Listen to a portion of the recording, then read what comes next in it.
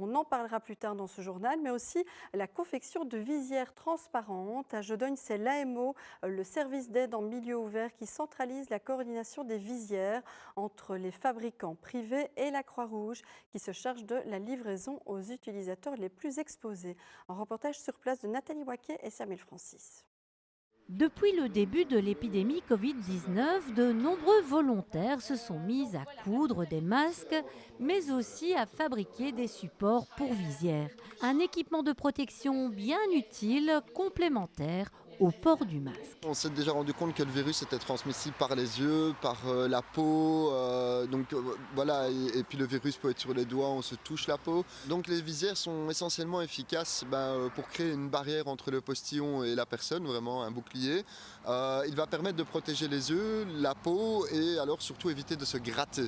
En 3 semaines, près de 5000 visières ont été fabriquées bénévolement par des propriétaires d'imprimantes 3D issus de la région de Jodogne.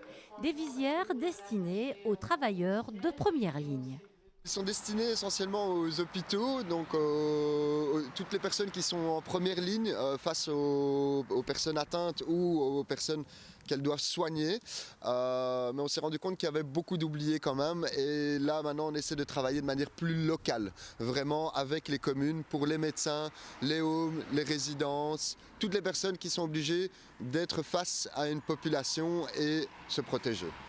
Seulement voilà, produire des visières est une chose, répondre aux demandes prioritaires et y acheminer les visières en est une autre.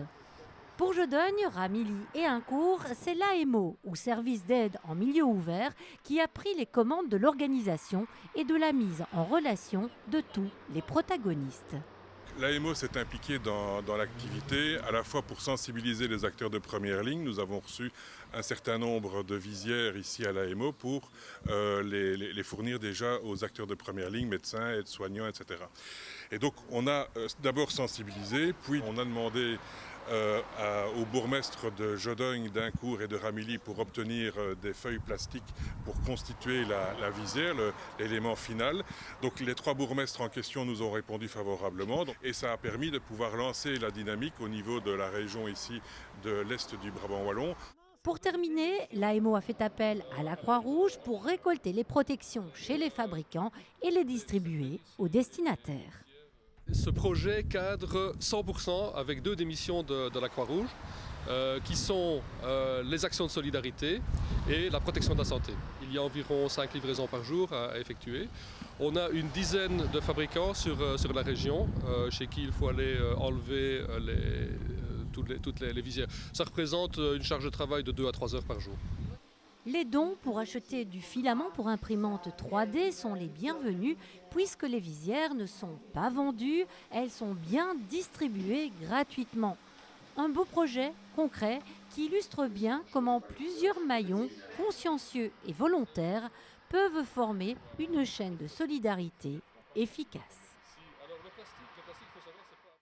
En bref, à Court-Saint-Étienne,